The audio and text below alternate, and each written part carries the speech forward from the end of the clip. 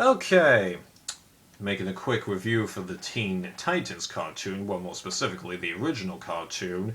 Oh, and before I get into it, if you've seen all of my DVD and Blu-ray update videos before you see this, the movie is actually included in this set. I was under the mistaken belief that it wasn't. I might have corrected myself in that video, but I'm doing it again here to be safe. So, I actually saw a few episodes from, I think it was the first two seasons when it was on, and then I saw one episode from the fifth season, which I'll tell you about later, but it was okay, but I was still a little confused by it, because coincidentally, in the episodes that I watched, and the parts of them that I watched, I don't recall them ever calling Raven, well, Raven. I was able to figure out who all the other people were called, but for some reason I just can't recall them ever mentioning her.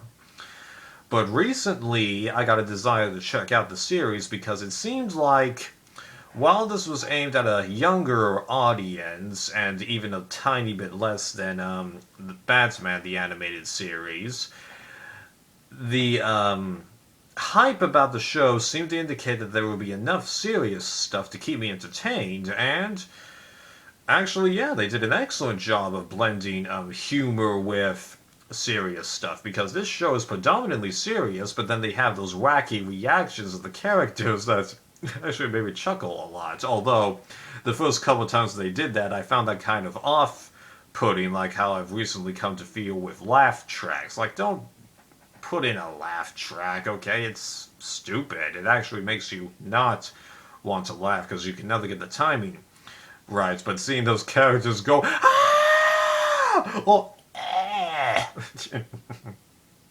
That really grew on me. I enjoyed that.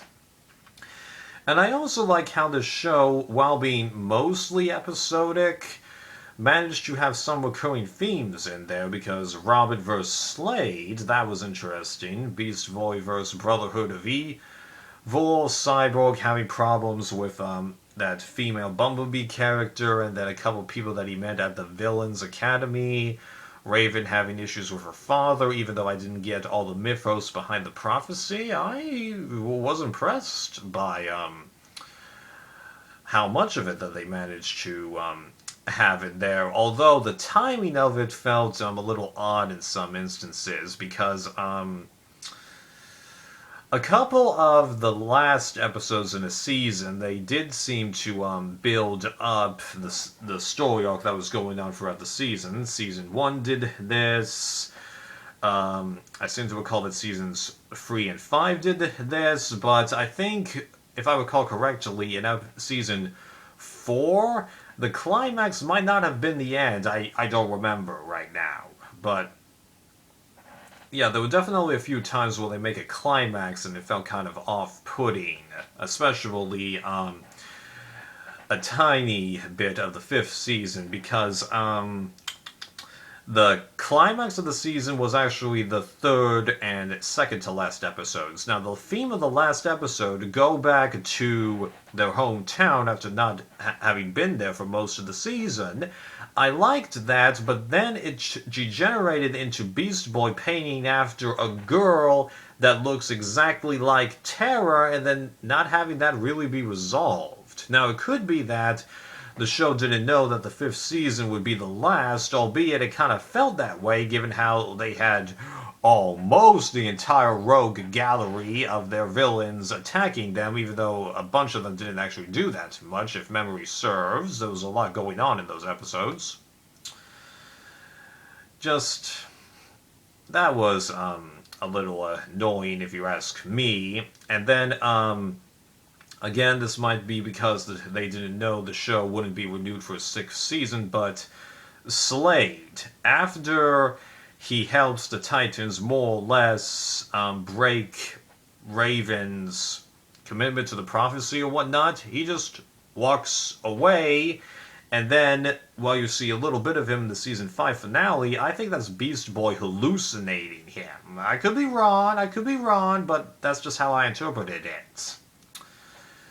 And yeah, I would have liked to have known about that. Maybe it's in the comics. I wouldn't know. I don't read that much comics, although I've recently found a free comic book site that I'm trying to figure out how to download a lot of stuff from. So maybe I'll be able to find some of that stuff there. I don't know. Right. And one other episode that seemed to be kind of off-putting to me was the origin episode. Did you have to do that? I mean, like, it wasn't badly written, okay? But I was perfectly fine with not knowing how they all came together and what not. And even then, you didn't do a good job of explaining what happened with Beast Boy or Raven. Now it can be argued, okay, that because earlier in the 5th season we saw Beast Boy arguing with those other guys that he was involved with for a while. That's just where he went after he left that squad. So you got that argument. Well, how did Raven get there? She's just there, which would be fine if Cyborg wasn't already a San Francisco native. Yeah, so I get what people mean when they say you don't really need an origin, now that I've seen that example. And as I said, it wasn't a badly written episode, it's just we didn't need that. Yeah. And then you've got the movie, and to be honest, the movie seemed, I hate to say this, a little bit overkill, because some people say that that's the finale of the series, and, well, technically it is, because it's the last thing that was made for it. There really wasn't much of a finality aspect to it, other than Robin asking Starfire to be his girlfriend, but from my perspective, it seemed like that idea of them being boyfriend-girlfriend was only brought up during the 5th season. So, I don't know, it just seemed like they were kind of grasping at straws there a little bit. And, like, I don't want to be complaining about this, but this is just what I honestly felt. You get what I mean, I hope?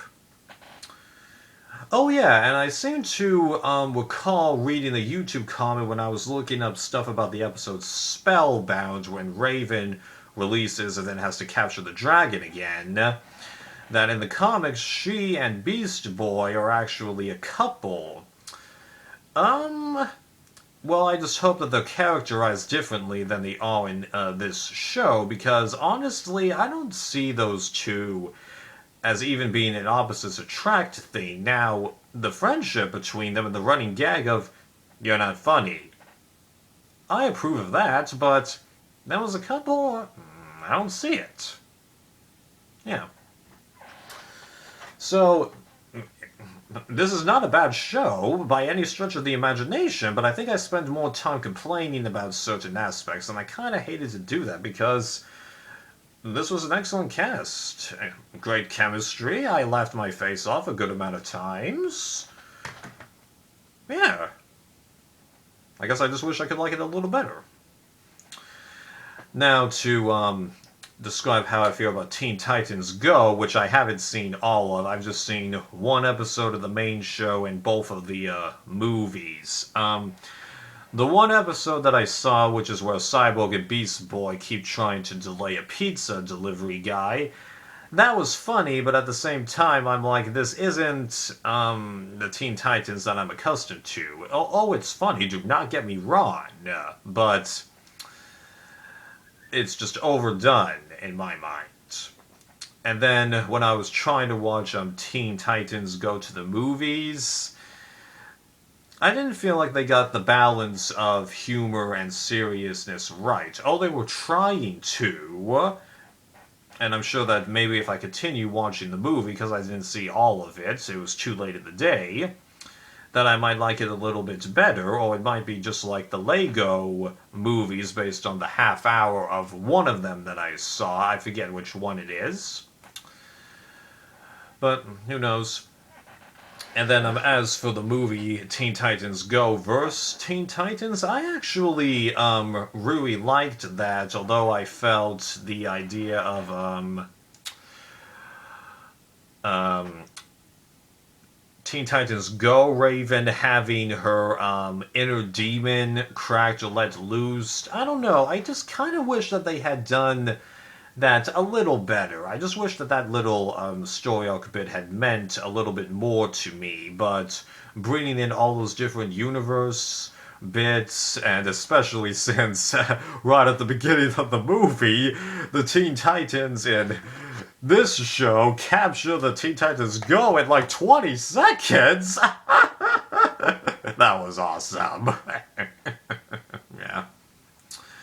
So that movie I actually might pick up, but I don't think I'm ever going to be that much of a Teen Titans Go fan. But if you enjoy it, go right ahead. I mean, like, there's a reason they've been able to make, like, what, 200 of those things? Maybe more?